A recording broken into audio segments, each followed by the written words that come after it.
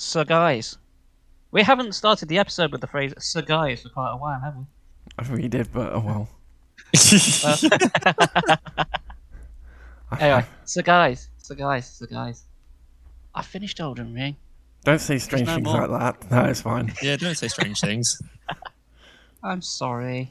Well, it could be weirder. I could have flushed something down the toilet that I didn't mean to, Brandon? Yeah, don't do that. Don't do that. I literally had a panic attack. I was like, oh my God. And then, right, this is completely just random. But after I did it, I was like, oh shit. Like, am I going to get like the toilet? Is it going to start overflowing? So I then went into a deep hole for a good part of 4 hours of watching plumbers basically cleaning out manholes. They were like, let's go. It's literally one of the most satisfying things I've ever done. It was just so... Yeah, like they can use something called an auger, which is basically like a long snake with a spiral on the end. You can use to unblock toilets. You can use literally a jet wash and just basically blast the shit out. And yeah, so that was quite interesting. So I literally feel like... And then I've also watched a little bit of a documentary about the London sewers. So yeah, all that just because I flushed something down the toilet I didn't mean to. Can we ask what you flushed down? That is the question.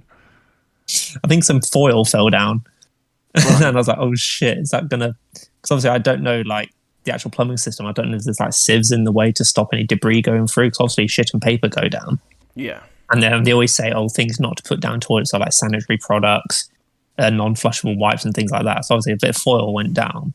I was just like, oh shit, is it going to get... Oh my God, is it going to get blocked? Am I going to have to like pay for a plumber to come out and basically like sort my drains out? I just didn't know. So I just started Googling stuff, went onto Reddit, went onto all sorts. And then just ended up watching 4 hours of manholes getting cleaned. Which, please do not take that out of context. I just have to say, you've only been moved into this house for how long now? You've nearly broken the toilet already. It was after I got out of the shower. I just knocked, like, obviously the window was open. What are you doing with foil in the shower, Brandon? I think it was from a wrapper or something. He had a shower snack. Yeah, so that went down. I was honestly I posed a question to you guys. If you ever accidentally flushed something down the toilet you shouldn't have? No, but I have dropped stuff in the toilet, like my phone. I don't know. I think the only put the wrong thing down the toilet. The only thing I can think of is the cardboard from a toilet roll. Oh, I've flushed those a few times because obviously they get blown.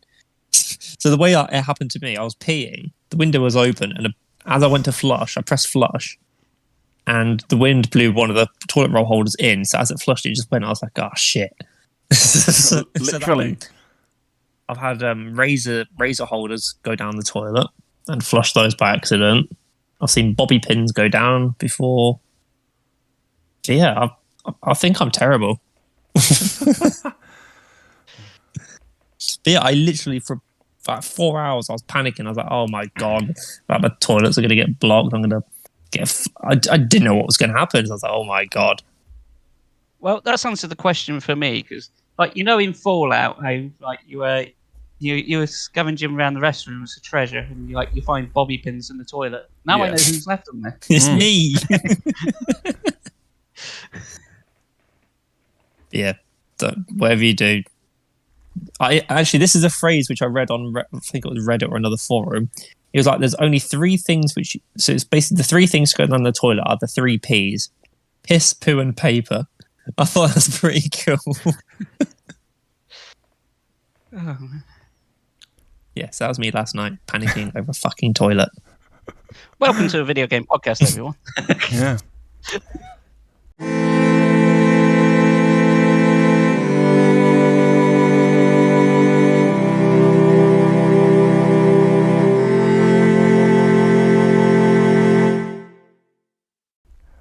Welcome to Victory Achieved Podcast, a video game podcast.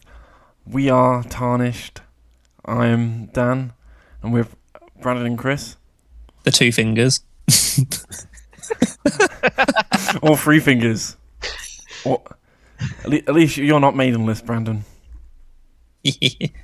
Oh, yeah, it makes me... Right, I've said this before to you guys on the actual group chat, but some of the memes coming out about Elden Ring. So it's like anytime I get called maidenless, it makes me feel like a virgin or no one loves me. But if you call a lady maidenless, it makes them sound like they sleep around everything. Oh, when I noticed that, I was giggling to myself. We're having a little chuckle to yourself, were you? I was having a chuckle. Yeah. Basically openly getting called a virgin by everyone who I ride past to on my horse. Well, going to what Chris said earlier, you finished Elden Ring, Chris. I have finished Elden Ring. It took me about 96 hours to do. That's from what I can tell, every single boss down. I don't think I've missed any. I did go through with a fine tooth comb. I went on the internet, scoured the map to see every pinpoint. Saying, done everything there, done that. I think 156, 58, 158 bosses, something about that. Bloody hell. Yeah. Yep. Some of which I killed in 1 or 2 hits. Yeah, when you're endgame stats, you're like, haha. Yeah, it's a bit weird. You go to the first area, you're endgame stats, and you just wipe the floor and everything. But then you go to the place you're actually meant to go and die in 1 hit. Yeah, pretty much. It's vigor is so important in this game. Yeah. No matter what playstyle you got, it's bang that HP up for fuck's sake. Everything will kill you. Yeah. Doesn't matter. I had the heaviest armor in the game, man, and I was still taking massive amounts of damage. It's I thought I was doing something wrong, but no, that's just how the game is. I'm level 70 and my Vig is only level 30. And I'm just getting that bad boy up now. Yeah, from what I understand, most people I've been watching play it, say get your Vigor to at least level 50. Yeah. At least. Just seeing all these ginormous health bars, I'm like, what the hell? So that's pretty much all I'm leveling up now is Vigor and my endurance. So my dex is decent, so I can leave that for a while. But I need that health and stamina now. So I have now played 35 hours of the game. I think I'm probably about the same. Yeah. So last night I beat Godric the Grafted, the first boss in the first the boss of the first Legacy dungeon. Stormvale Castle. So I beat him first try. Did you really? Yeah, I beat him first try. Fucking yeah, hell. It's not that hard. I'd say it's probably easier than Marga. Yeah, Margit is pretty tough. Yeah, that's what. Margit is actually. I think still Margit's been one of the hardest bosses I've fought. You know what? Every time I see Margit, and the names of the other ones, because they all begin with M. Yeah. Does anyone else think of the Little Britain sketch? Margaret. That's been going through my head every time I read Margaret. I just think of pizza. What? I keep calling her Margarita.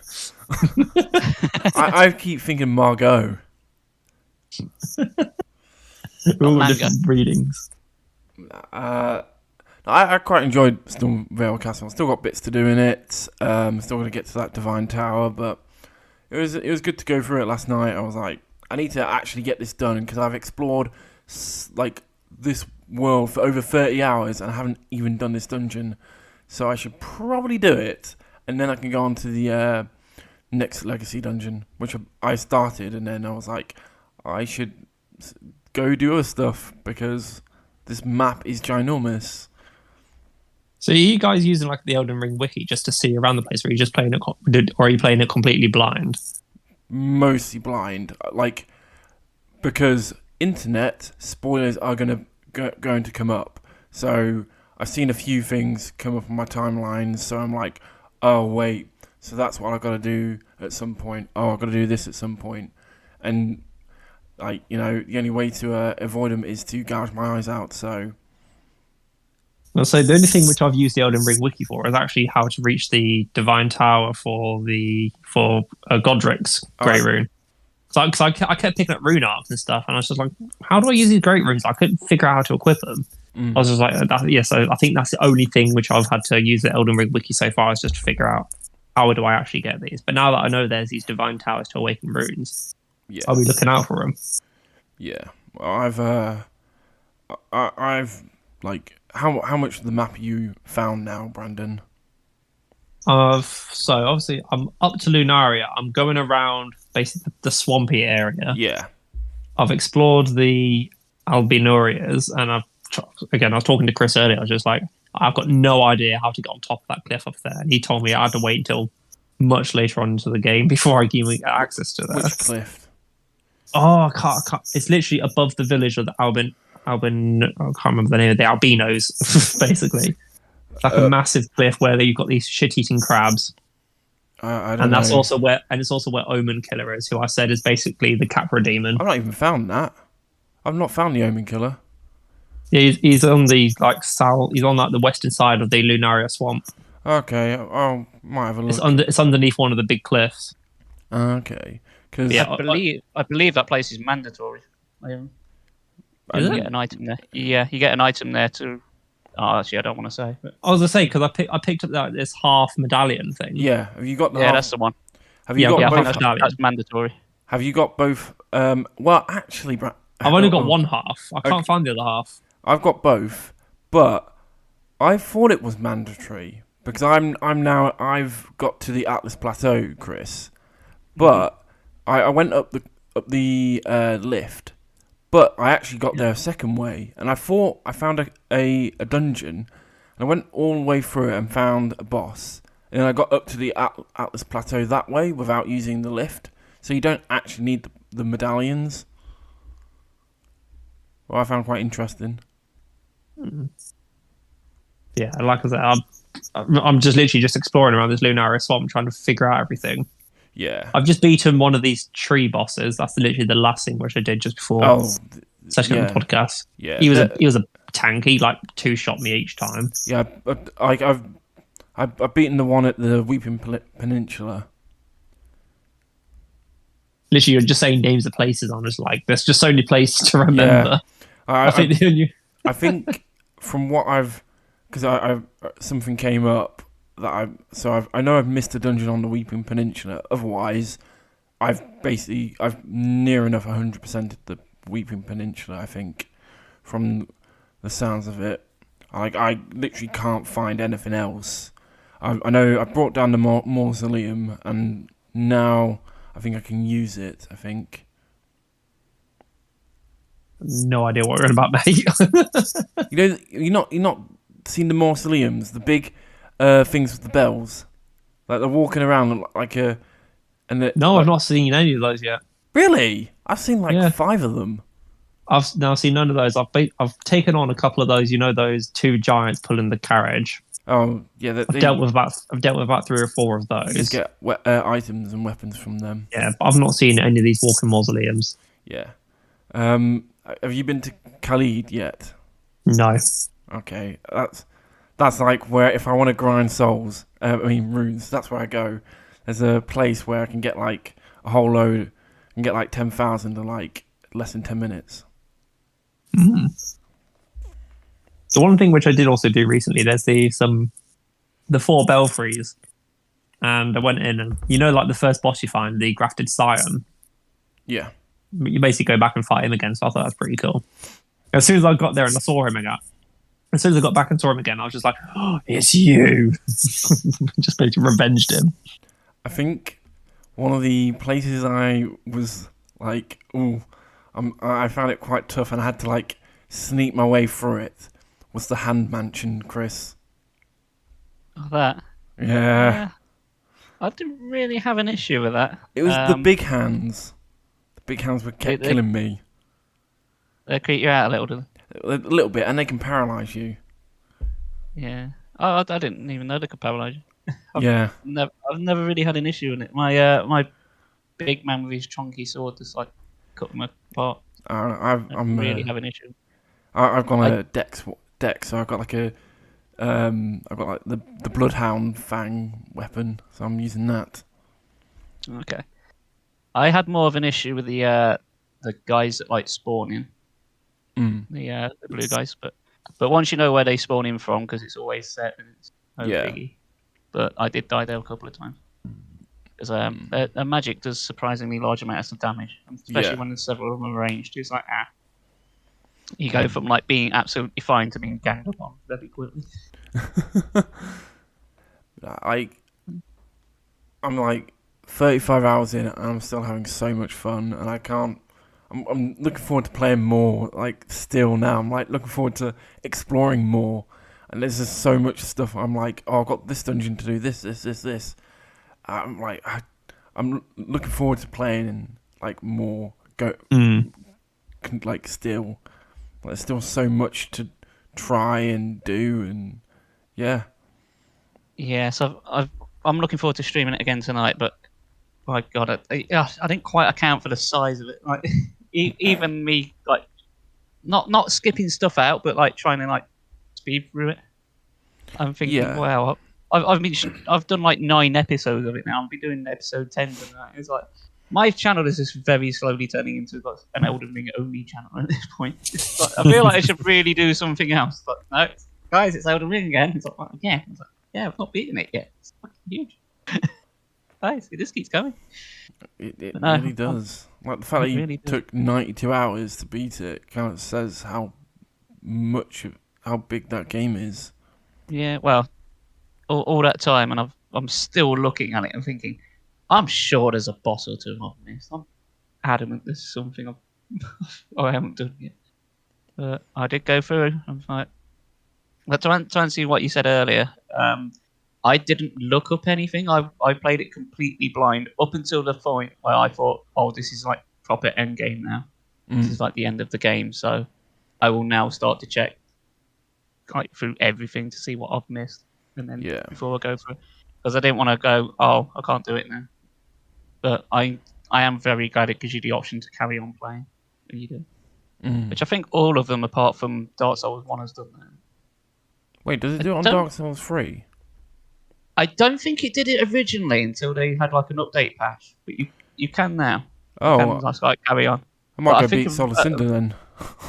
Yeah, I'm that's why I've not beaten Solar Cinder, because I thought, oh yeah, it restarts you straight off the bat. If that's the case, I might just go beat Solar Cinder this afternoon after we record.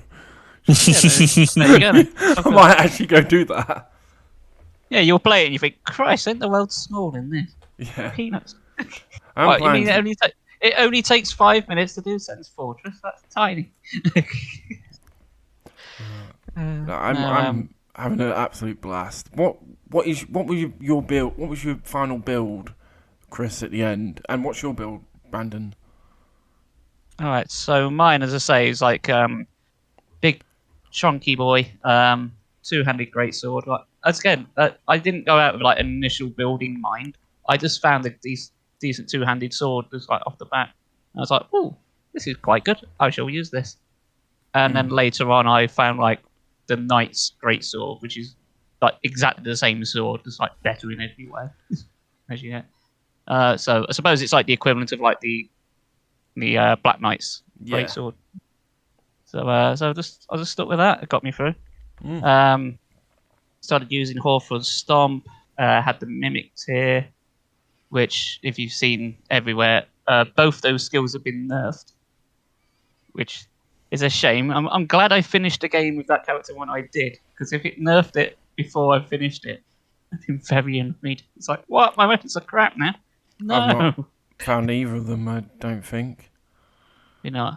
No. I think they're still decent. They're just not as good as they were. Yeah. Because the Mimic one literally does like copy your character stat for stat, including all your equipment.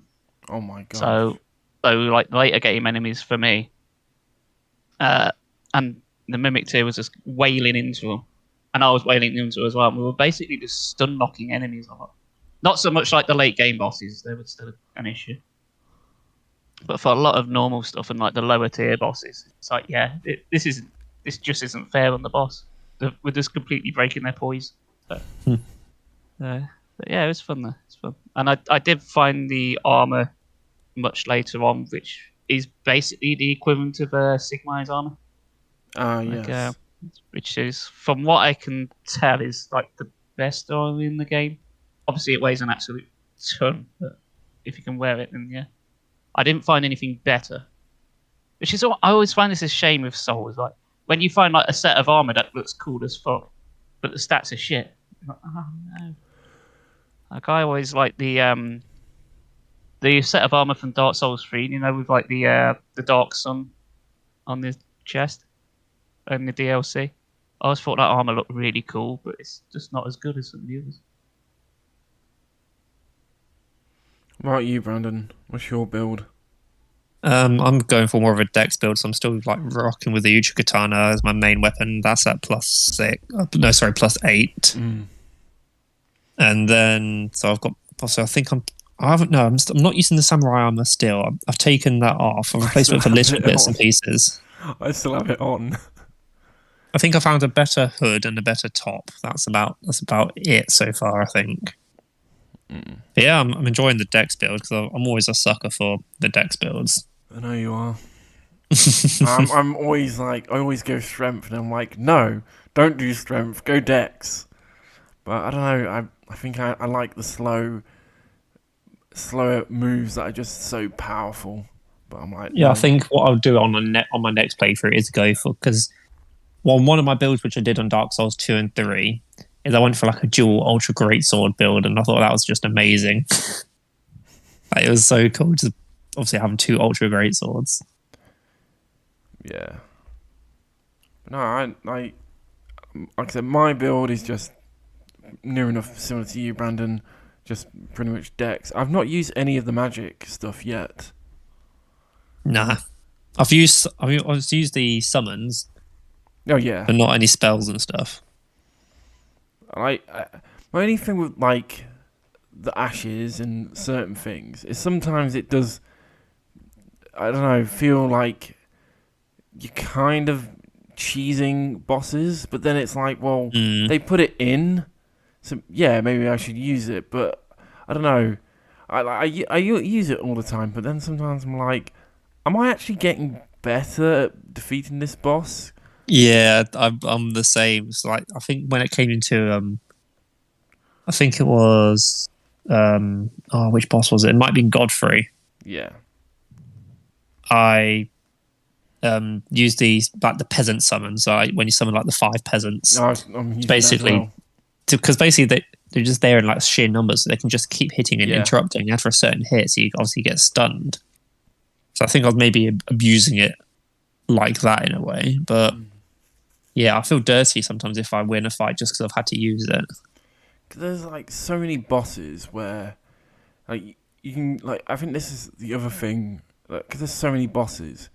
You'll get to a boss and you'll be like, oh, I can't beat it, and then you'll just go off for so long. And then you'll be like, oh yeah, I had this boss. And you come back and you're instantly stronger.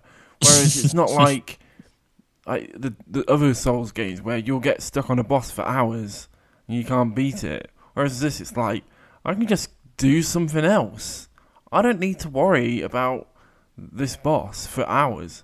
Like, I found like 20 bosses in my game that I've just gone, bye. And I'm like, I don't need to fight you. I can just get stronger and then come back. So, you know. Well, I think I've been very stubborn, and if I see a boss, I'll finish it there and then. See, I've got a couple of counterpoints. Because one, with regards to summons, a lot of the bosses, because they hit you for so much damage, and there's a lot of bosses that also summon stuff, or there are multiple of them. The game seems balanced around it. Plus, you can still summon NPCs like you could normally. Yeah. So I just see it as like another spell. Really. Summons. Regards to like the open world, like you can come back later. To an extent, that's always been the case. Like, as early as back as Demon's Souls was like, oh, you're struggling in this area, well, just go to a different one. Struggling with the Belfry Gargoyles, just go and fight Quayla. Yeah. It's massively toned down, but that's always been a part of the Souls. Yeah, no, I know what you're coming from. But, well, you know, I think right now, unless something else, like, I guess, that's as good as, like, Metroid Dread comes out, I can just see this being my game of the year. Agreed. Yeah, I've certainly played it more than anything else this year. Yeah, definitely. It's probably the game I've put the most hours in since Dark Souls 3. Even more than XCOM. Well, the thing is with XCOM, it's just like a single narrative. So I've replayed that several times, but all in all, the actual gameplay is about 20 hours or so. Maybe I need to play it again to get my numbers up. Yeah, maybe. On a side note, I told Brandon this. I was sending him a few messages, but I didn't actually put it in. Or maybe I did put it in the chat. But I started a new playthrough on Dark Souls 1 on my Switch actually, because I wanted to finally play my Switch version. Not that I've not played Dark Souls 1 before. I played it so many times, but I wanted to actually finish it on the Switch. So I started a new playthrough, and I'm basically leveling badly. So the way I'm doing it is I level every bit of your stats up all at the same, all to the same level. So currently all my stats are level 13, and then I'll then put it all to level 14, then all to level 15. Obviously not all at the same time. Just when I can do another level, I'll put that in Vit. Oh, that then goes to attunement. Then it's endurance. Blah blah blah blah. But you know, it's going to be a interesting run, I think. See, something like that would be harder to do in like Dark Souls 2 because no matter what, your HP goes up. So Yeah. You've always got that. Well, it'd probably be easier in Dark Souls 2 because your health always goes up. Yeah, yes, exactly. Yeah. But because I know Dark Souls 1 the best, I thought I'd try this playthrough. You know, it's going to kind of get to a point where I'm like, oh, I need to get stronger, so I've got to over-level myself, kind of, just to get that extra health or extra damage or whatever. But Now, I have given up on one Dark Souls playthrough. It's not because it was overly hard. It was, I tried doing one when I was only allowed to use like crossbows. oh my, no, that sounds boring. Yeah, that sounds so boring, I just Chris. gave up. It was that boring. Yeah, no. Like I thought, it'd be a fun challenge because that's something I've never done. I've never used crossbows, and I tell you what, I've been streaming Demon Souls as well, and I've picked up a crossbow. It's like, you know what? I've never used crossbows in Demon Souls. And Let's then give you it a try. Fired off a couple of rounds and go, oh yeah, that's why I don't use crossbows. Shit. Yeah. So, they're nice for like an alternative when you need it, but to do a whole playthrough, nah. yeah, especially early game because like all those souls you could be using for leveling up, you're just spending on ammo. Yeah. That is and you true. can get into a fail. You can like sort of soft lock yourself if you like can't kill any enemies because you ain't got any ammo left. It's like, well, that's that one dead then. Yeah. I have beaten it using the shield only though. So. Oh yes. With the Captain America build. Captain America build. Yeah. That's what it is. So yeah, for the crossbow like bow ones, it's like, oh, that's the Hawkeye build. Hawkeye build stuff. Although I very much like my Hulk build in Dark Souls 2. I was just pure unarmed. But all you got to worry about is like all your points just going to like health and endurance and strength, and that's it. So that's the only thing you got to worry about leveling up. And when you only focus on like a couple of stats, it's amazing how much like HP and strength you get in the end. So, it's like, yeah, I've got like no armor on. I've painted my skin green. I'm just using my bare fist. But the thing is, like anything the bosses throw at me, I'll just like tank through it. My poise is through the roof. I'm just slamming them to death. Like everything they're hitting me with is like, don't care. I'm just shrugging it off, pummeling. No. Sometimes. As you kind of talk about Captain America and Hulk, you actually did play a Marvel game, Chris. I did. Something that's not Elden Ring. I know. Sorry, listeners, we promised not to talk too much about Elden Ring, and unfortunately, we seem to have done it for quite a while already. So for like 40 minutes. I think the fact that, like, myself, since the last episode, I'd played 30 hours, I think I needed to at least talk about it this episode for, you know. But I beat the game and then started another playthrough and streaming it. I've put like at least that in it as well. Yeah. So, yeah, it's pretty much been our entire life at the minute. But moving on. So I haven't played this game much. I've only put like 2-3 hours maybe into it. But I'm very much enjoying what I've played so far, and that is the Guardians of the Galaxy, the Square Enix game, which came out on Game Pass, which I was really happy with because it only came out like beginning of the year, and I was gonna pay for it. I thought, oh, that looks all right. That looks my alley, because it's basically an apology for the Avengers game. It really is. I think they've gone on record for it. It's like, because that game is shit. It's shit. And the third thing about it is it's shit. It's like everything wrong with like AAA games, like microtransactions, pay to win, yada yada yada. But Guardians of the Galaxy is a purely single player affair with a storyline. And so far, as I say, I'm only a few hours in, but I'm really liking the character dynamics. It's really well written. The soundtrack's pretty good because it's all like 80s like tunes. It's got like Tears for Fears in it. It's got George Michael, if that's your thing.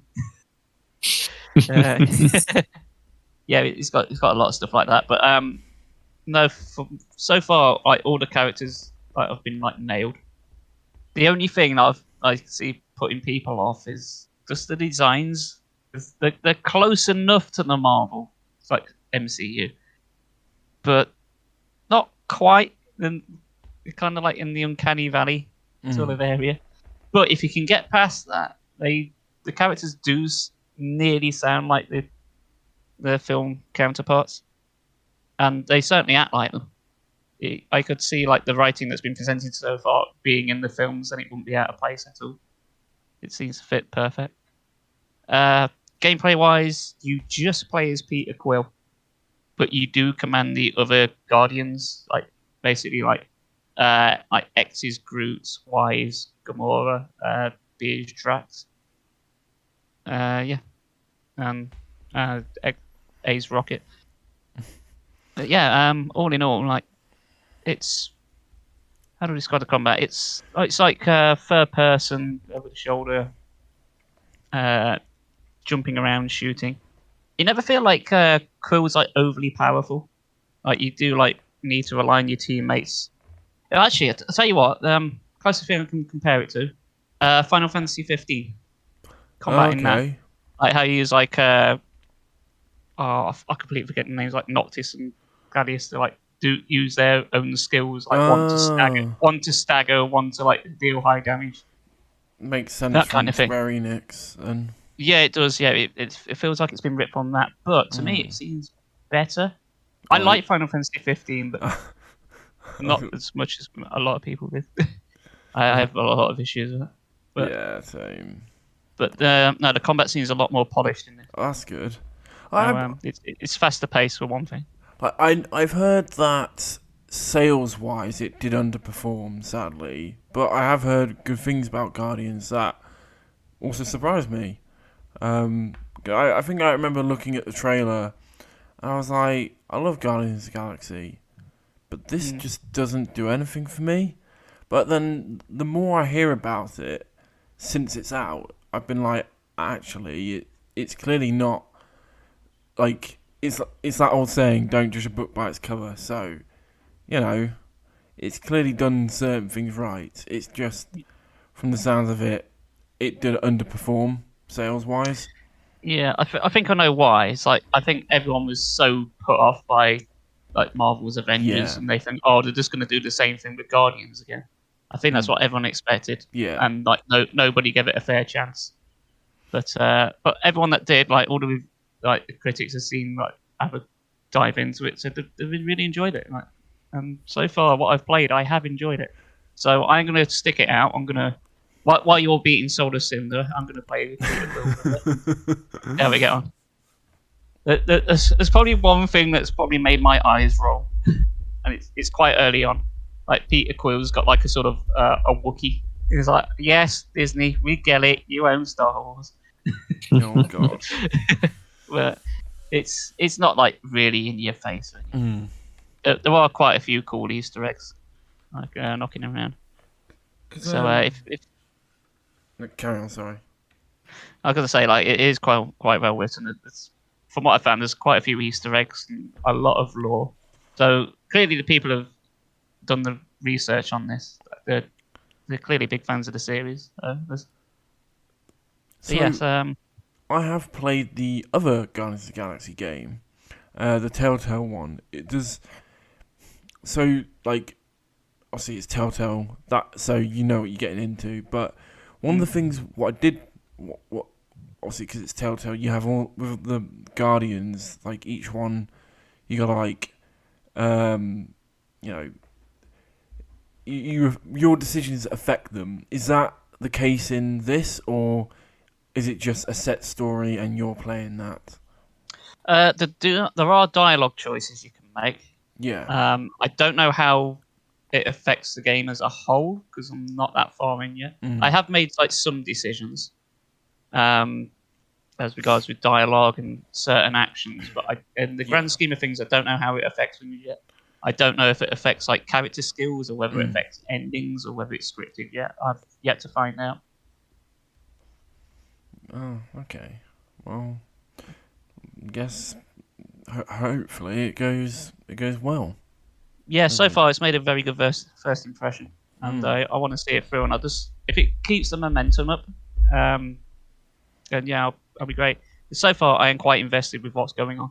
Probably because like I know the characters, and as I said, they're written well. They feel like they've just been written straight from the film, minus the slight graphical appearance. But yeah, so I'm quite heavily invested.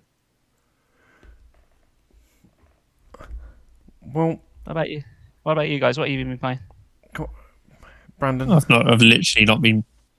Well, I was around my partner's last weekend because we went for a house party, and I actually played a bit of Gran Turismo 7. Like, of all the things, like obviously I shit on sports games a lot, but you know, I thought I'd give Gran Turismo 7 because her dad was playing it, and I was really enjoying it. I've got Gran Turismo 6, and I got it with my PS3, and I've never touched it. I can believe that. True story. I was actually really enjoying it. True story. I got Grand Theft Auto 1 on the PlayStation many, many years ago. I played it twice. I didn't like it either time. I didn't say it was a good story, but it is a true story. So how do you get on with GT7, Brandon? Like I said, I was really enjoying it. Like, I love the music in it. The music in it was fantastic. The cars have felt really like realistic. So it's like, obviously in Mario Kart, you can go around a bend at God knows how fast you are, and you still manage to keep on track. Or in Grand Theft Auto, you'd be able to go around like a bend on the road and you'd be fine. Whereas in Gran Turismo, if you don't slow down to like 30 miles an hour, you're going to crash. Like it's really, really, really, really cool like that. Just even the tracks themselves seem like really fun. Like the whole story, the customize your car bit, I thought was really interesting, and I actually really enjoyed it. So much to the point where if it ever became free on like PS Plus or anything like that, I would happily pick it up.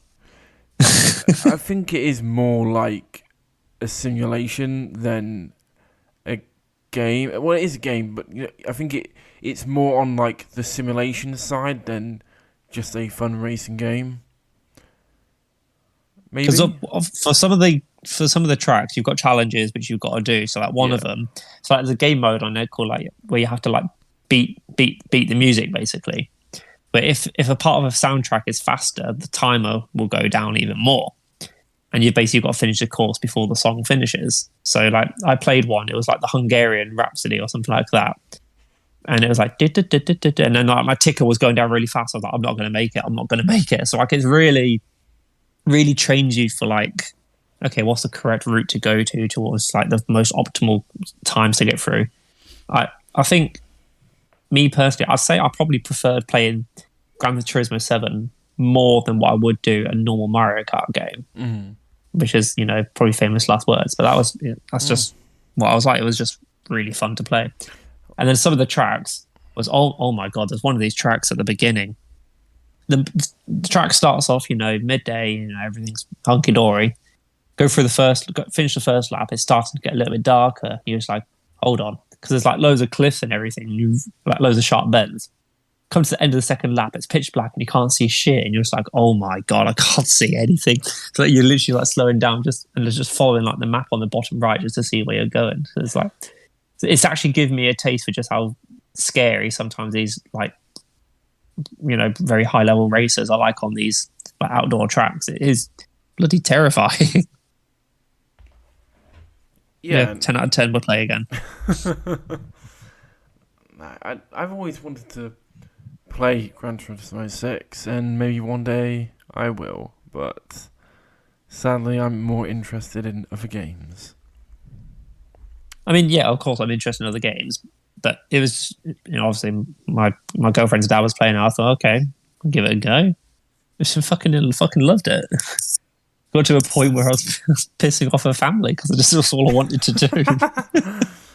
No, we're going for a meal. I want to play Gran Turismo 7. No, it's mainly the sounds of the cars which go. I'm sorry, what noise do they make, Brendan? Yes. They don't go brum brum or poop poop. They go, No, they go. Is that the noise you're going to make when you get into my car later? I'm going to pick you up and go, I'm like, yes, Brandon, that's what my car sounds like. All right, hold on. I used to be able to do a sound effects where it sounds like a Formula 1 car going past you. I want to see if I can pull it off. Isn't it? Clear throat. Wait, what? What? You know, you got like a Formula 1 car. Like, No, like goes past you. I think it cut out. Yeah, I was literally thinking the same thing. Hoping it wasn't just me. I'll try again. It sounds like you do like an elbow fart. No, I can see what you're going for. Yeah, I like if it did, but then there was a certain point where it's like I can tell it isn't the real thing, but at the same time, it was basically that noise. I think it might have just been cutting out on the mic because I'm going too high. The first one did, the second one didn't. Okay. Oh, there you go. Pointless skills I can do. Number 1. Well, there's a point to you, Chris. Yeah. Gold sticker. Hooray! What, a gold sticker? Golf isn't car. I said gold sticker. Oh, gold sticker. Okay. You can have a gold sticker if you want. I don't know what you do with that. Gold is also not car. No. Gold is colour. I don't know nothing about cars. No. I was to say I do not know anything about cars. If I say I don't know nothing about cars, that means I know a lot about cars. Well, I did play another game other than Elden Ring, and that is called Vampire Survivors. Now, because I listen to quite a few podcasts. One of the gaming podcasts I listen to, they were talking about this game. They spoke about it. 2 weeks in a row they spoke about it, and the first week only one of them had played it. The second week, 2 of them had played it. So I'm expecting the next time I listen to it, all 3 of them will have played it. Now this game is very expensive, boys. It's £2.09 on Steam. Oh yeah, we're not busting the bank for that. I know. So I took my hard-earned cash and I bought this game, and I played it, and I didn't think a game could get me off Elden Ring like Vampire Survivors. It's addictive. It's really fucking good.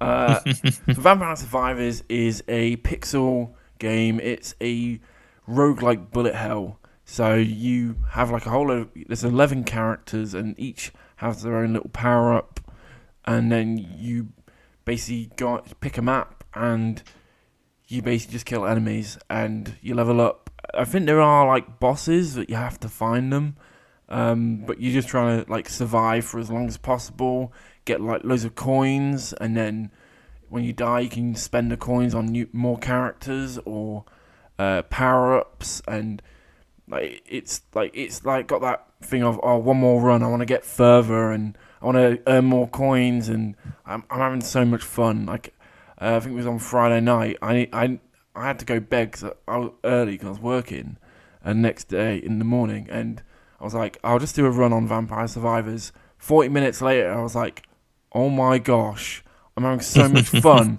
but I need to go bed. But I'm having so much fun on this game, and the upgrades are really cool. So you got each character has their own little upgrade. So the first 3 characters you get, one's a bit like a Castlevania character where they have a whip. Then your next 2 characters both have like these wands, but like one's a wand.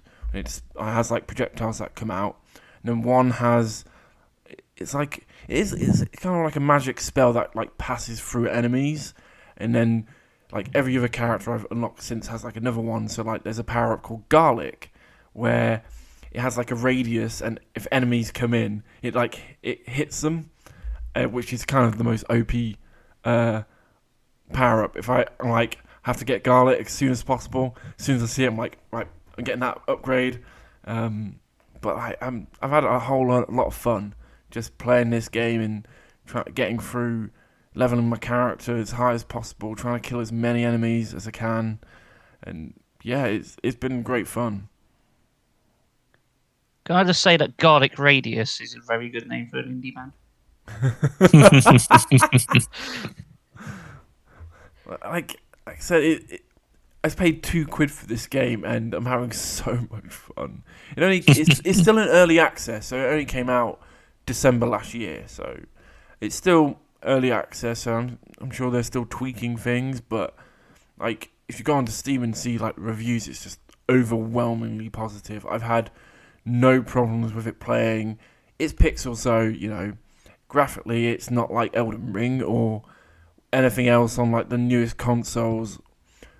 Any PC can run it near enough. That's Windows 7 plus. Its graphics look right for the game it is. It's nothing too technical, but the sprites, I really like the sprites. And it's quite colourful I didn't think it'd be as colourful as it is, but yeah, like I said, I've had a lot of fun, and that game took me off Elden Ring. Like like Friday night, I played more. I didn't even touch Elden Ring. I played Vampire Survivors, and I was like, damn, I didn't expect this. I was like, oh, I'll play a bit of Elden Ring. Nah, that ain't happening. Vampire Survivors. Yep. I've not even played Vampire Survivors today, and I'm like, oh, I need to get a run in before I go out. Oh. I'm having a great time, and I'll definitely be playing a lot more of it. Excellent. Well, speaking of pixel games, like sort of retro inspired, I have been playing another one. One called Infernax. You guys heard of this game? Nope, I'm going to Google it now. Yeah. Well, originally I seen it on YouTube, and I thought, oh, this looks like it might be my cup of tea.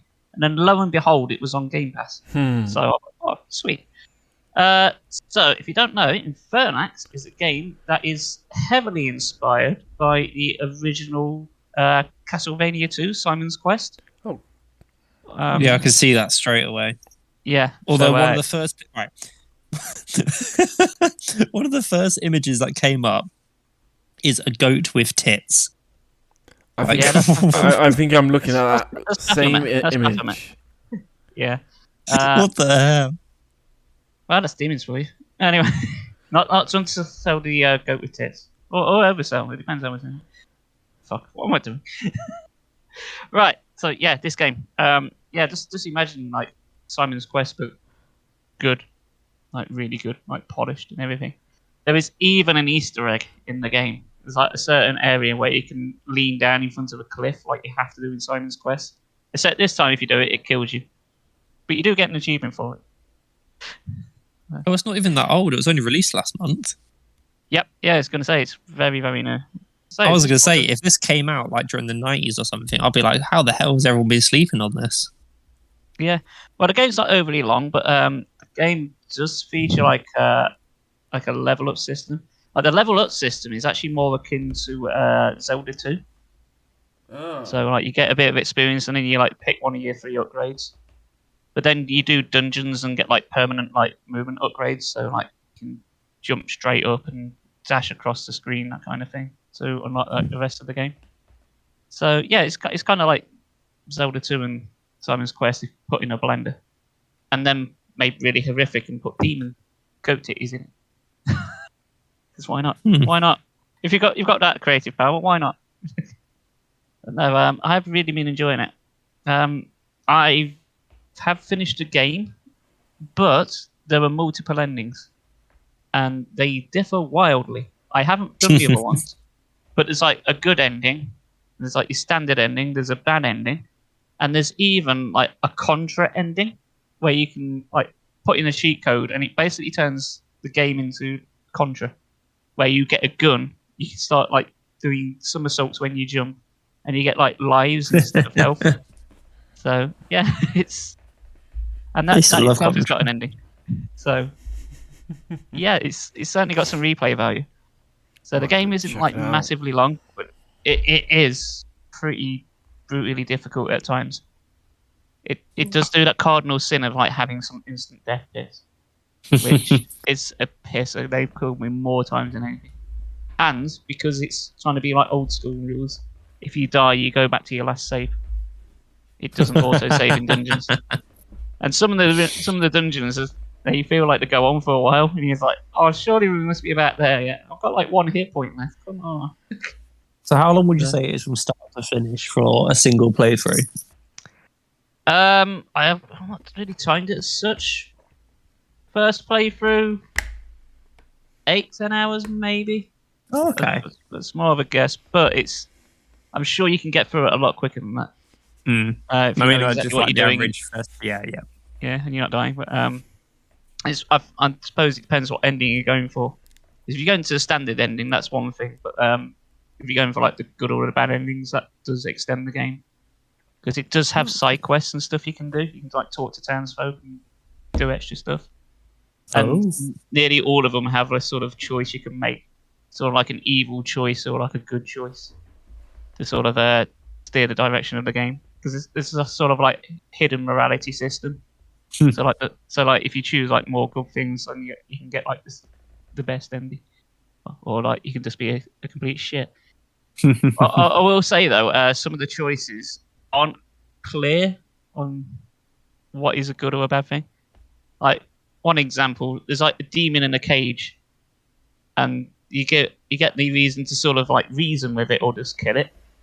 Now, at face value, it seems like just kill the demon in the cage seems like the bad thing to do, and reasoning with it seems like the good thing, but it's not. It's flipped. If you try and reason with it, it just breaks free and kills the townfolk. So that's on you. So yeah, it's a very good game. Like, as I say, Infernax is a very good game. I've very much been enjoying it. So if you got that retro platforming itch, give it a go. As I say, it's currently on Game Pass for free. To be honest, there's been a few pixel games I've been looking at, and I am debating getting some, but I think I want to try and bash out Elden Ring and a few other games before. But I might actually try and maybe pick that up. Might actually see if it's on Nintendo Switch or Steam. I might have a look. Yeah, it might be. I think it's definitely on Steam, but it might maybe on my Switch. It'd be nice to just have it on the go. If I go away, you can just play it or something like that. That'd be quite nice. Yeah, it's probably because some of the stages are pretty difficult, but you can come back. There's not like much in the way of open-endedness, but you can like sort of choose between a couple of dungeons if you're like savvy enough with your platforming. He's like, I'm struggling with this one. I'm gonna go do this one first.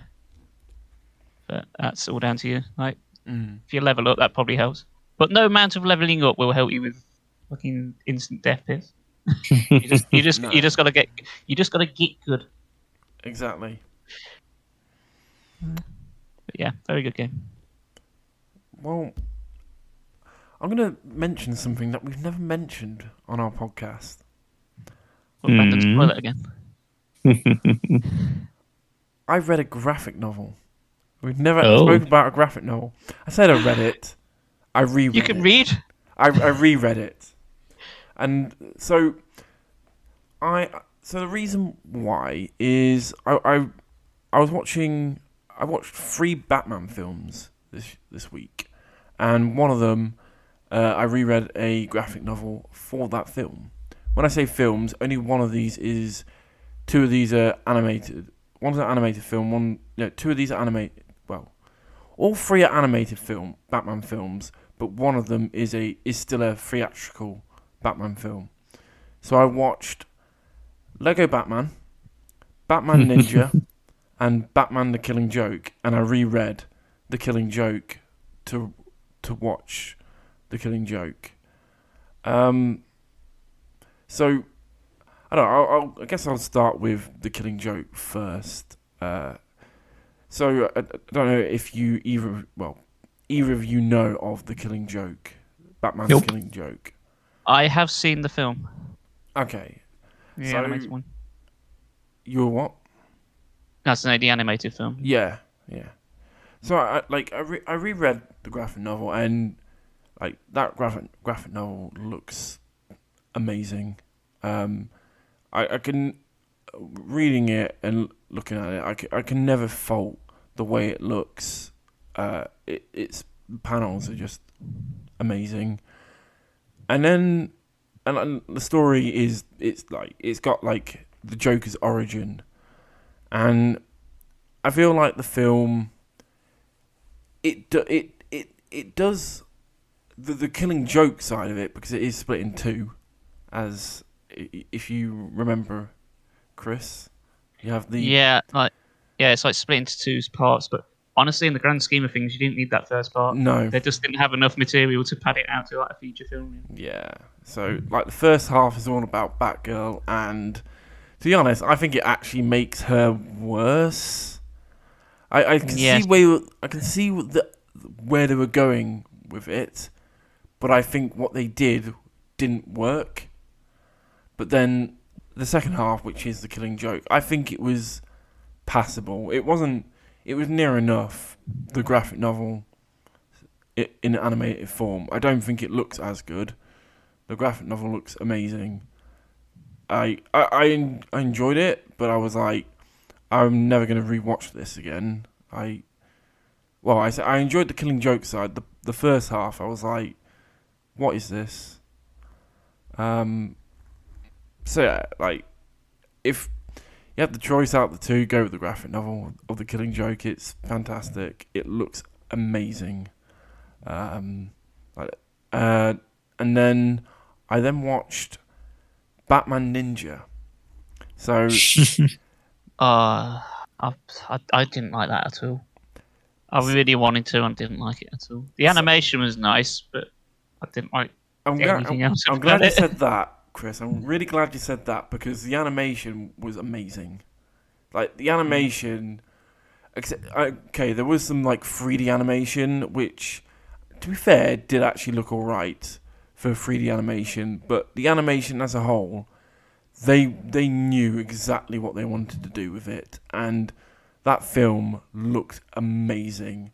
Like, there's a section where Joker loses his memory. Joker and Harlequin loses their memory, and the animation style just completely changes, and it's absolutely fantastic.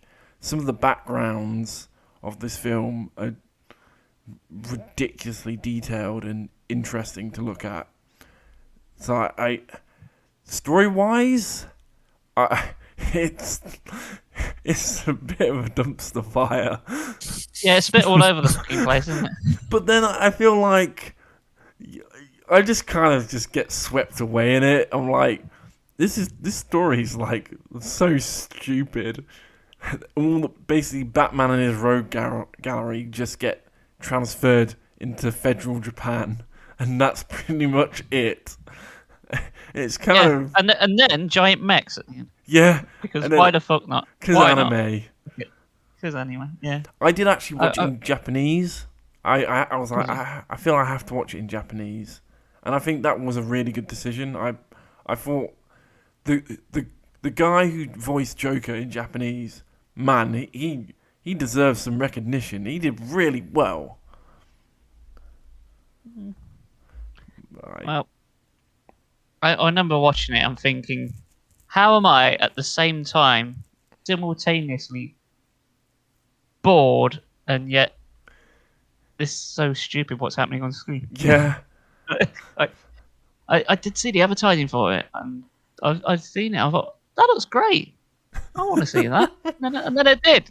And then about 20 minutes in, I was like, "What?" Like, I'm never gonna rewatch it, but you know, it was. I'm glad I finally watched it after all these years, but you know, it story-wise was a dumpster fire, but looked animation was like it was so good to look at this film. Yeah, it's like if Into the Spider-Verse has like dropped its script. Kinda. And then the third one, which is a theatrical Batman film, is the Lego Batman film. I finally watched it. 'Cause I Controversial opinion? Yeah. I didn't like it. I really enjoyed it, to be honest. But I think I liked the way it deconstructed Batman and took the piss out of him. Like, it kind of like made it sound like Batman and Joker were in a romantic relationship, and like to a point, I can kind of I understand where it's coming from, and I just really liked it. You know, I just yeah, I do like both Lego films, so it was kind of because it's a spin-off of them. Like, you know, I can see it still had that same humor. I just honestly, I thought it was stronger than both Lego films. Maybe I'm too much of a Batman fan. That might be why. Well, I really liked the first Lego film. I went to the cinema to see that. Really enjoyed myself for that. Because I didn't like know anything about it. I just went to see it on my own. Like, fuck it, I'm going to see a Lego film because I want to. Because I'm a grown up and I can do whatever I want. I can go see a movie on a slow day like that. You own that, Chris. You own that. Yeah. So yeah, first Lego movie, great film, fantastic film. Second one, I hated it. And after like half hour, it was really getting on my tits. They were all like singing and dancing. I was like, I can't watch this anymore. I didn't even finish the film. I got about 50 minutes in. I'm like, I've had enough. I'm calling it. From the sound of it, But yeah, you didn't go cinema from the way you say. no, not for that one. No, no, everything was just irritating. Maybe because I'm just getting older. But yeah, the Lego Batman film.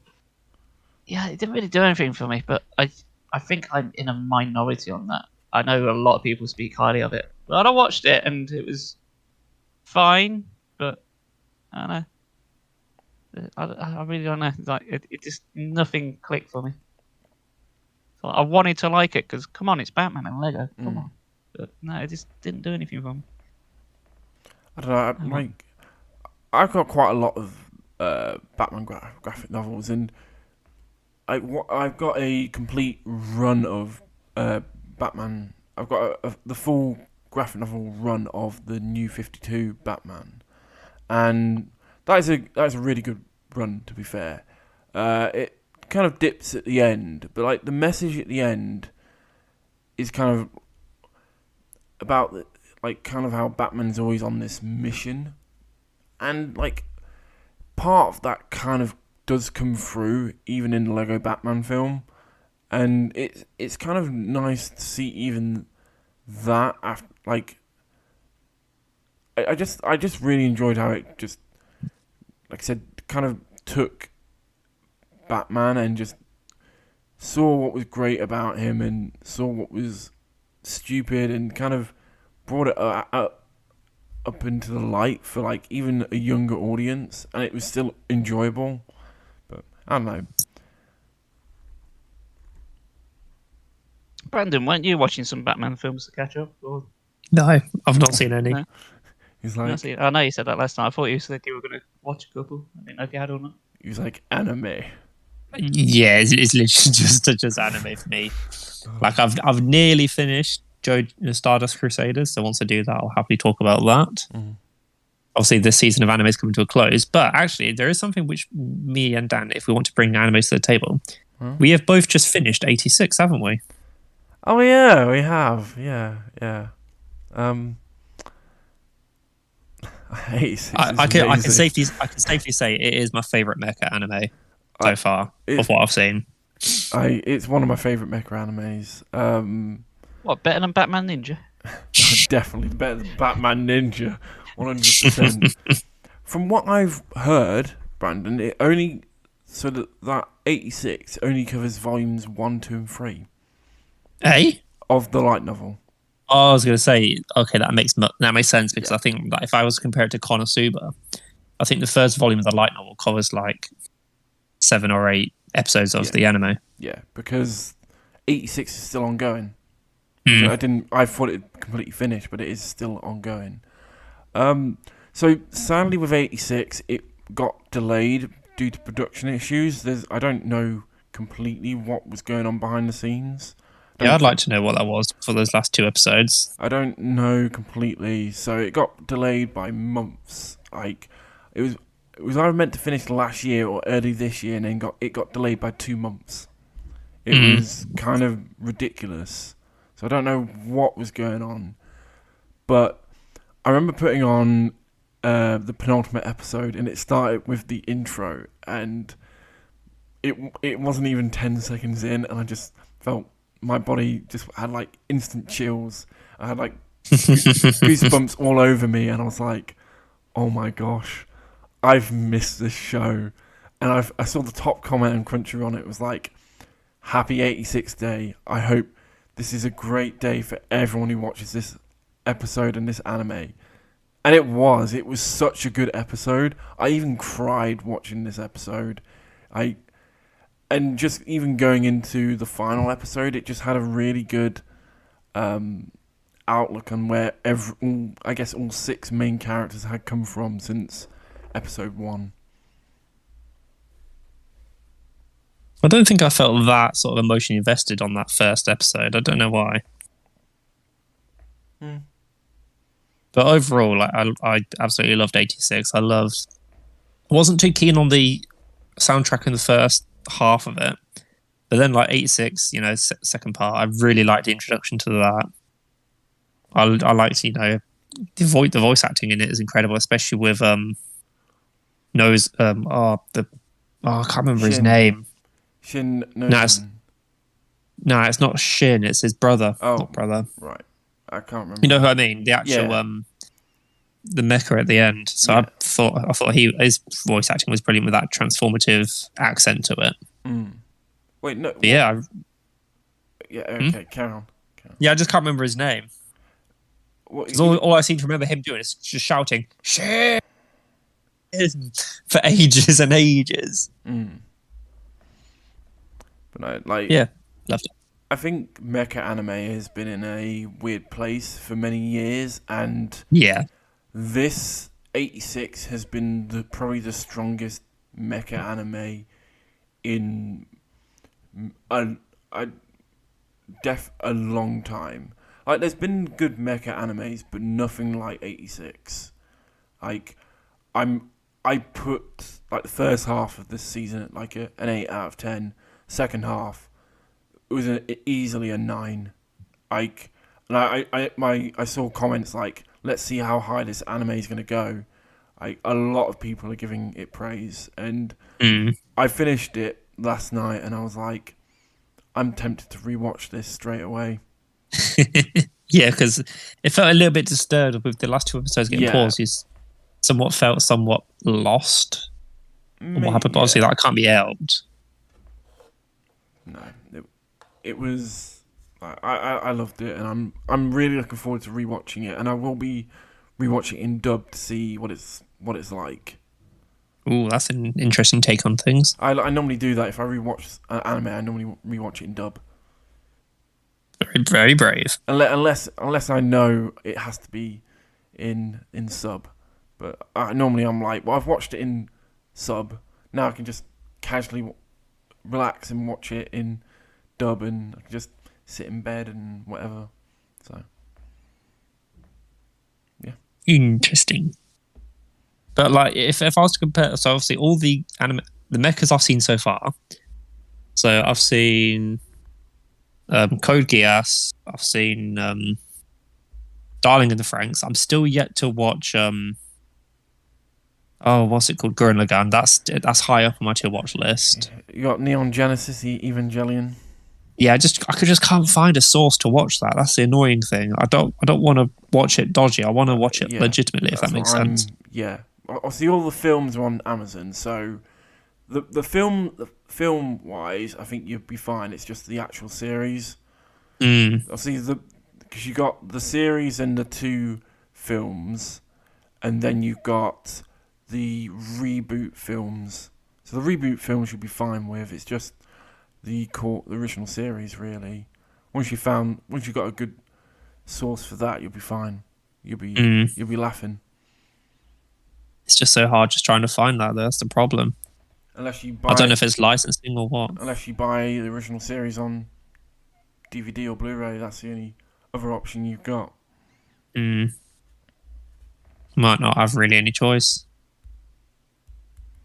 Because obviously everyone praises how good like the Evangelion series is. I just feel like I'm just sort of missing out on it. I really, want to see why it's touted as such an amazing series. Yeah, I really want to rewatch it. So, I listed a whole lot of anime that I wanted to watch, and that was on it because I wanted to watch the recent films. But I was like, well, I've got to rewatch the original series. But I've nearly finished ReZero, so hopefully I'll be moving on to something else. There was another one, Mecha, which I've seen. It came out last season. Oh my god, I can't remember the name off the top of my head. There was nothing special. Everyone praised it, especially I think like Joey, the anime man. I think he was saying like this series was going to be like a hidden gem, but I don't really feel like it was. I'm gonna have to remind myself. I'm just gonna have to quickly Google what it was called. I mean, the actual character names. I thought the character names themselves were quite unique. Like they had names like Gagumba and Memento. Like, no idea. Memento. Yeah, I'm having to quickly. I'm terrible for names right now. Blaming my age.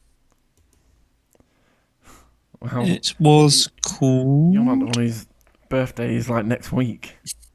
You what? Yeah, it's my birthday next week. Yeah, no, that's why I said you what. I was just joking with you. Oh my god, where is it? Right.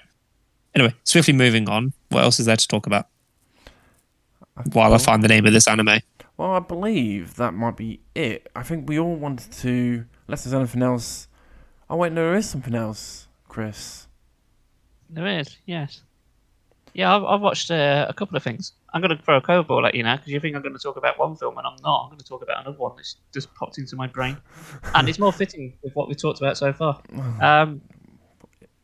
So I watched the newer version of Suicide Squad. Oh, I thought I'd keep things more DC because, Batman. I still really want to watch this. I bet it's like... You've not seen it yet? No, because it was still... When did it come out? Was it still like quite...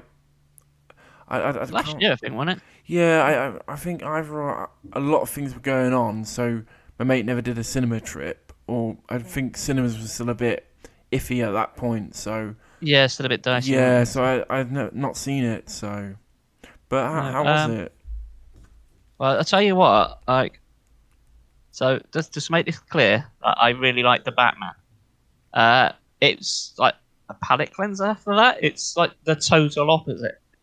I like Batman's like the new one is like so like dark and serious. The new Suicide Squad is completely fucking insane, and it's great. Everyone really acts well in it. So obviously you got Margot Robbie as Harley Quinn, but you got Idris Elba as Bloodsport. And being a Suicide Squad film, I'm unfamiliar with like all the characters for the most part. Idris Elba does a fantastic thing. He pretty much takes the lead. Because I'll say one thing. Like I know, like Harley Quinn's really popular in that. I find it like the most bland one out of the lot in both the Suicide Squad films. She's like there to be like the eye candy. Oh yeah, of course. So I like call him in. But I always find her like to be the least interesting character. Yeah. Like in the original Suicide Squad, I was rooting for Captain Boomerang. I thought it was funny. Like it was like the one bit of the film I liked. So it's like it's got a guy with boomerangs. He's fucking useless. I love it. No, there's this new one. It's got a couple more characters in it. There's quite a lot of good character motivation in it. Like as dumb as it is, like the Guardians film, they're all really well written. Like they've put a lot of effort into the backstories. It's like a couple of hours long, but it doesn't feel that long at all. It flies by because there's like always something going on. The plot moves pretty fast.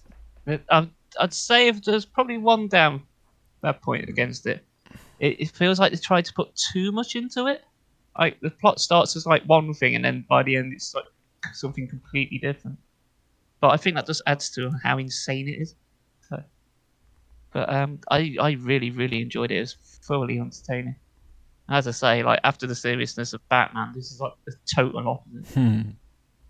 And to make like the Guardians comparison, it's like because it's directed by James Gunn, who directed Guardians. So. There you go.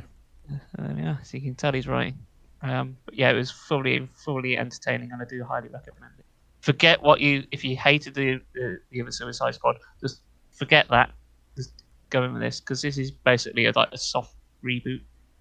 It's actually because it's kind of weird because it's like it still uses like the same characters, but it's not. It's completely different.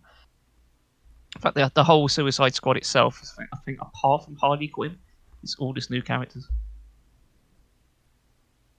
So what is it actually called? I'm trying to find the Suicide Squad thing, but it just keeps coming up with either the 2016 one or the Suicide Squad. The Suicide Squad. It's the Suicide Squad. Like the Batman. For some reason, the newer DC ones are just called the...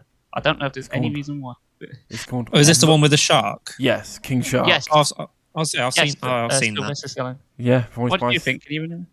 Well, yeah, I think I saw it in cinema when it came out. I did. Well, Can you remember? Because when you were saying it's like a remake, I was just like, huh? I was like thinking back, like I don't remember hearing anything about Suicide Squad. Reboot, kinda. No, it's kind of like a soft reboot sequel, isn't it? Yeah. I don't really feel that for it. Yeah. I feel like it's its own entity. It's just a different story of the same characters. Yeah. I mean, if it was a reboot, they'd somewhat stick with the same line of storytelling, whereas they've gone a completely different route. That's why, it's like, a mutant starfish, yeah. It's basically like a soft reboot sequel. It's not really, but it kind of is. So, no, I just see it more as its own thing rather than being any affiliated. I get where you're coming from. You can see why it confused a lot of people. Yeah. I don't know how well it did at the box office, but... Oh, it lost out on the box office. Did it? Oh, that's a shame. Probably because of COVID, though, more than anything. Yeah, it's probably time of release. Yeah. I don't think it got pushed back or anything, though. I think it came out when it was meant to. No idea. Could not answer that. Actually, that's some point. One thinking about it. Did anyone see the other one with Harley Quinn in? Birds of Prey. Nope. Yeah, did anyone see that? Yeah, I've seen it. That one. I've seen it. That? It was all right, I think. I'd say like the ending fight at the end was probably the highlight of it. But I mean, I'd say it was average, really. Like there was nothing really special going on. It's not something which I'd go out to purposely rewatch. It was just pleasant to watch at the time, but yeah, it was all just okay. Yeah, that's pretty much the consensus I've heard. It's like it's okay. I think Ewan McGregor does a good job as like the Black Mask. Yeah. I've yet to see it for myself. Well, I found the name of that other mecha anime, Dan. It's called Sakugan. Oh, I didn't watch that. I know you did. Yeah. Yeah. That was also just okay. Mm-hmm. Well, I know you mentioned Ewan McGregor. You watched the Obi-Wan trailer? I have. And? It looks like it's set in the Star Wars universe. I might be wrong there. Yeah, and it's back on our favourite planet, Tatooine. Yeah, I was saying this to my workmate, like saying, "Oh, it's on Tatooine again." It's like I think either Disney has invested a lot into some sand company, or they're very proud of that set It's like, no, we built this set. We're setting everything here. We're not paying for another one. It's like It's- every planet.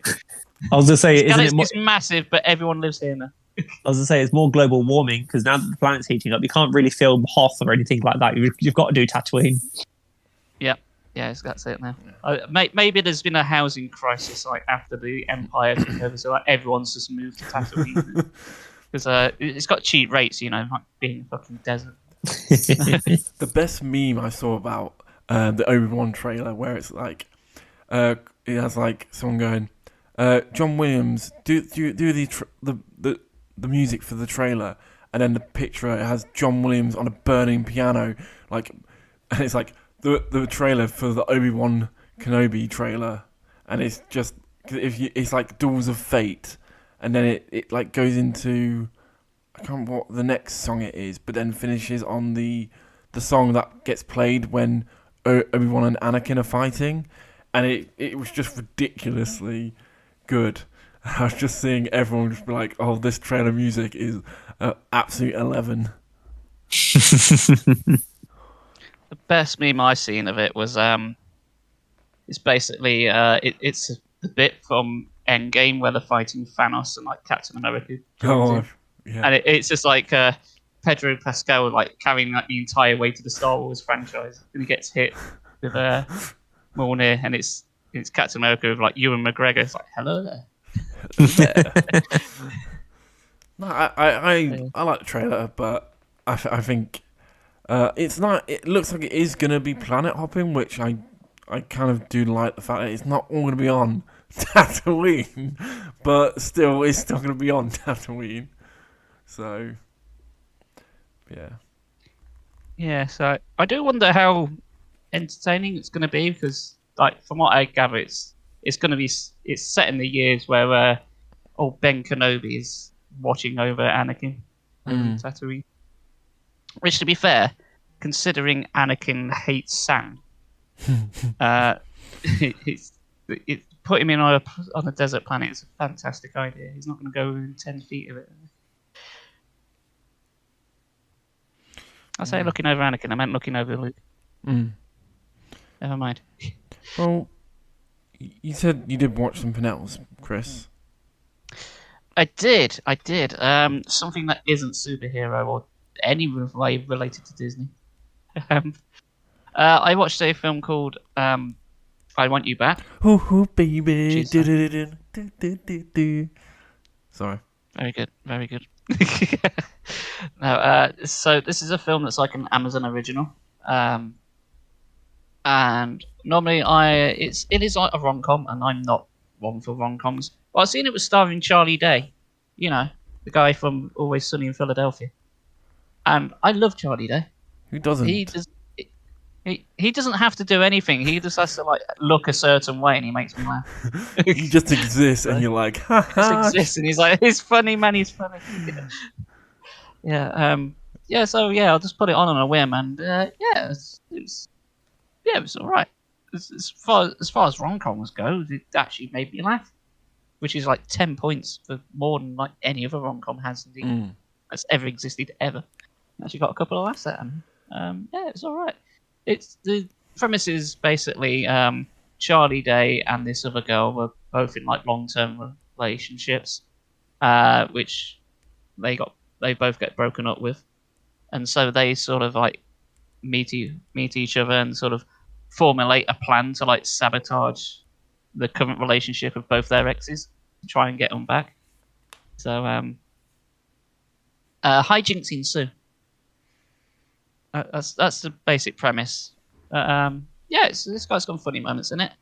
If you got like a couple of hours to kill, feel like watching a bit of drama that's not overly serious, or some guy is trying to save the world for a change, I'd say give it a go.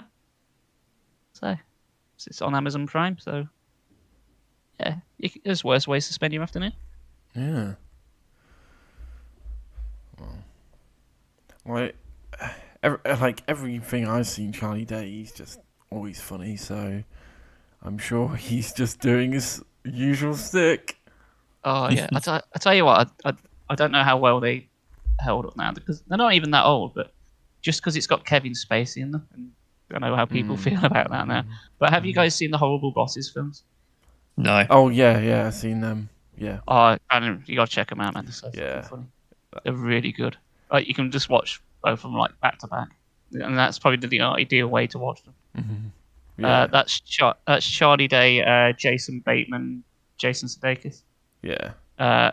Basically, the premise is in pretty much both of them. It's like they all are fed up with their jobs because all their bosses are horrendous.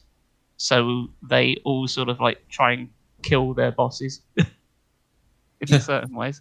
But honestly, they're really funny. They're really, really funny. there's just no better way of putting it. Yeah. You can just turn your brain off and watch them. And I don't know. Because I remember. They kind of remind me of something like Throw Mama from the Train, like that. But you can watch the second one like straight up, like straight after it, and it's probably the best way to do it. Yeah, they're really funny films. Please watch Horrible Bosses 1 and 2, guys. They're really funny. Well, I guess that's probably about what we wanted to talk about. But didn't you guys want to suggest like any YouTube videos or channels? Right. Yes. So, do you want to start, Chris, or what? You go first, man. Okay, so I went through a phase while at work, because where I am at work during the summer period, it tends to quiet down. So I tend to like listen to stuff while I'm doing my job.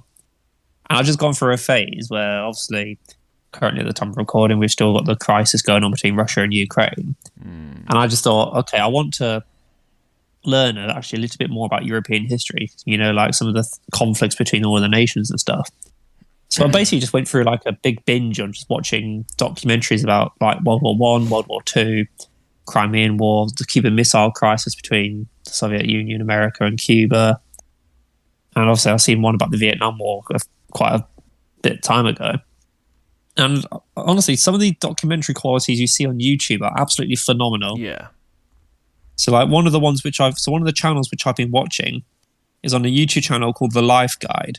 And he's basically got like a 28-minute video basically saying about Stalin, or a half-hour video about Chairman Mao, or 20 minutes about the Cuban Missile Crisis, an hour and a half about the Cold War. It's quite in-depth things like telling you, like, I didn't even know the Cold War wasn't actually a war. I thought the Cold War was literally a war revolving snow. I didn't realize it was just a series of my dick is bigger than your dick between America and Russia. So I thought I learned quite a lot from that. That's how I learned more about the Cuban Missile Crisis. So yeah. So if you want to watch any documentaries about, a lot of the wars and stuff, check out the Life Guide on YouTube. And even like the top fives. If you go onto YouTube and type in top 5 creepy bastards, or top 5 scary footage or something like that. Top 5s obviously has all that, but he's also got quite a few documentaries on his channel as well.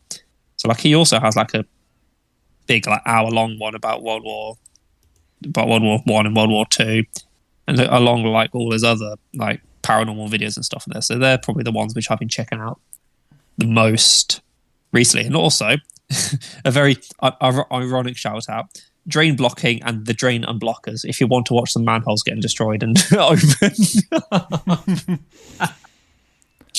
they're so satisfying to watch. So yes, you can watch all these documentaries, expand your mind, and yet still learn to block out your toilet with phone. Good times. Yeah. So we've been mentioned a couple of times like on this podcast. We thought like near the end or at some point during each episode to like give a shout out to like a YouTube channel each. So this might become a regular feature. We'll see. Depends out on the run for, I suppose. But the one I want to give a special mention to this week is one called The Drifters Broadcast. The Drifters Broadcast is a Australian YouTuber who, at the moment, has mostly been doing like XCOM challenges, like videos that are like hour and a half, 2 hours long, and it's like the complete playthroughs, like only using one class of soldier. But but because of the kind of structure how the game plays, it's basically just like watching a proper story unfold from like beginning to end. And they've been very entertaining. Then I seen he does all these things on Twitch. So I popped into his Twitch channel. Next thing I know, he's following me on Twitch. It's like, shit. This guy's a big YouTuber. What's he doing following me? I don't know, but I'll take it. So for that reason alone, I'm going to give him a shout out.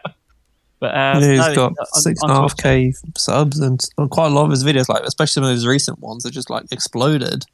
Yeah, they have. Like he's done like 7 of these XCOM ones now, and they've like pretty much a load of people I've seen in his Twitch chat have been like, "Oh, I've just come here from the YouTube videos. They've been really good." It's like, yeah, they are. It's like the XCOM games, like you make the characters and like you sort of get attached to them. So you sort of watching these challenge videos, thinking, "Oh, I hope Liam Neeson doesn't get killed." Yeah.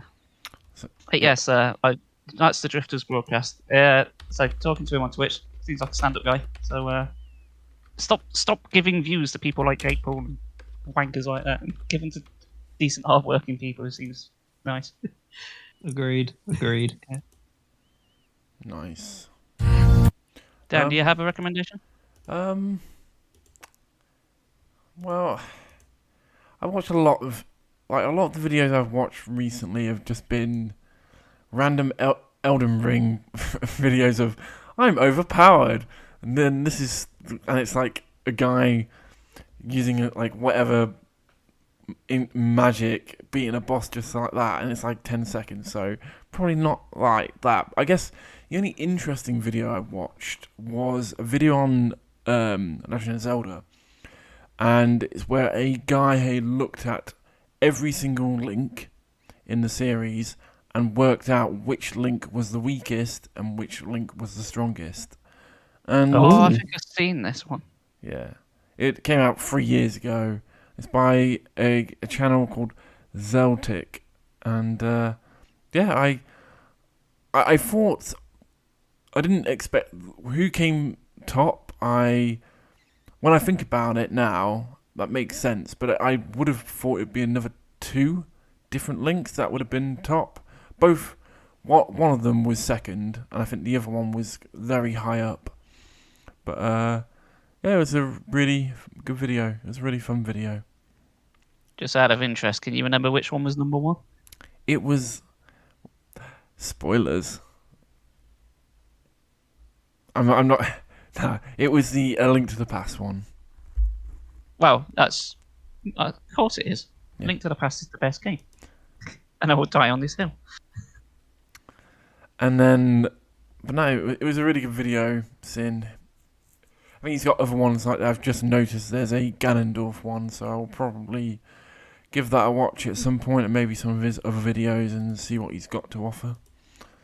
But yeah, I enjoyed his which Link was stronger. But it's like which Zelda's stronger probably as well. If it's got Ganondorf, I wonder if there's a Zelda one. Probably. So there's a lot of Zelda content on Zelda. I think yes, it is all just Zelda pretty much. Yeah, like one of his videos is the top 10 darkest or scariest things in Zelda. Yeah, it's all just Zelda. But why are you putting dark and scary things inside Zelda? That's the most concerning things. Like, what's Zelda got to do with this? The badass Link moments. The top 5 best Link moments. Yo. Top 5 worst things that Zelda's flushed down the toilet. 5 unexplained Zelda mysteries. Actually, there is that guy who wants paper in the toilet in Majora's Mask. So that's probably the worst thing anyone's flushed down. Yeah. Just the guy. Yeah. Yeah. No. I'd see your drain blockers on that guy. They just use a jet washer and just obliterate him. Right, there's our, I guess, our recommendations for this week, I guess. Yeah, I'll put those links in the description if you want to check them out. And yeah, I guess that's us for another 2 weeks. Unless there's anything else you want to mention, boys. Yeah, only one thing to mention is that Elden Ring came out a few weeks ago. I don't know if anyone knows. It did. I thought it was out next month. What the hell have I been playing all this time? Probably XCOM. Dark Souls Well, 1 yes, but apart remake.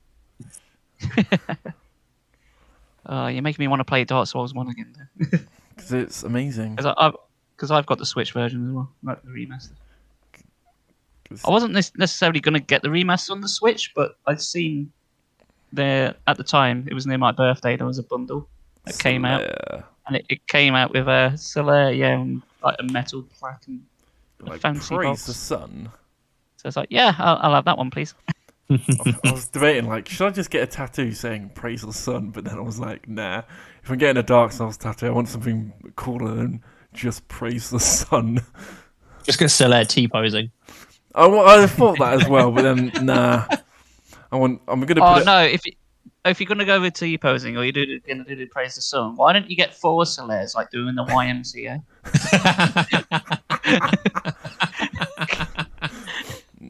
No.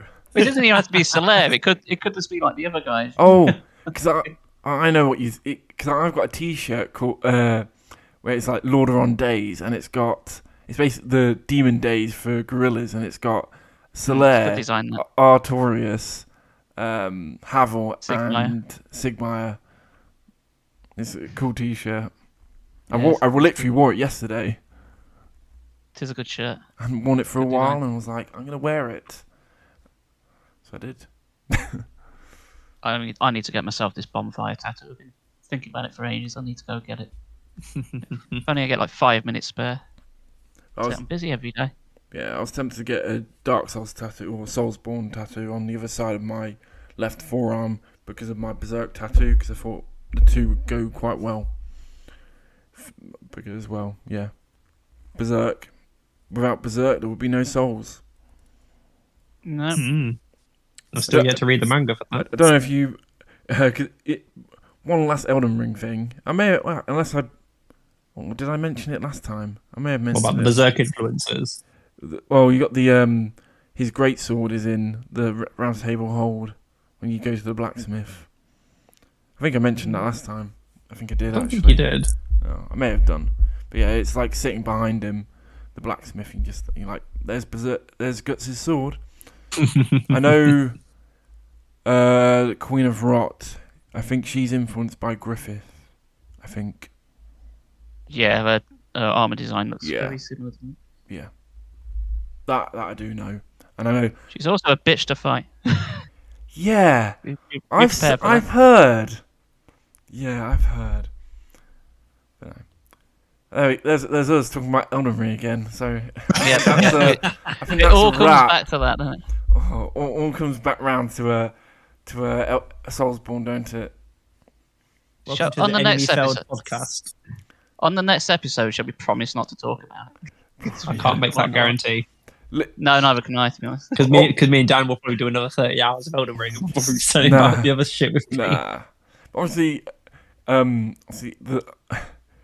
this is past us, but then future other people. So our episode 22 comes out tomorrow, as of time of recording, and I actually named it exactly the same as our first episode, but instead of Soulsborne, I renamed it Elden Ring. Yes, we have seen. Can confirm that's happened. So, well. So yeah, that's quite a lot covered, isn't it? Yeah. And I didn't even talk about the other film. I've got not much to say about. Well, let's not end at a negative. No, Brandon and I are going to see a film tonight. So we'll Jujutsu Kaisen. Jujutsu Kaisen 0. See how that is. Get to see Brandon in the flesh. Post Leicester move. Yeah. Weird. It'll be weird. I know it's going to be very weird. Yeah. That's if he hasn't accidentally flushed himself down the toilet. Oh, hopefully in 3 hours he won't do that. 2 hours he won't do it. That won't happen. Don't put it past him. Don't put it past him. No. I guess on that note, we'll end. Thanks, you guys, for being awesome, like always. Brandon, Chris. I nearly went into my old stick there, and I was like, nope. No. Well, Yeah. Stay safe, everybody. see you in 2 weeks. May you never be maidenless. Yeah. Or husband. Or manless. I don't know.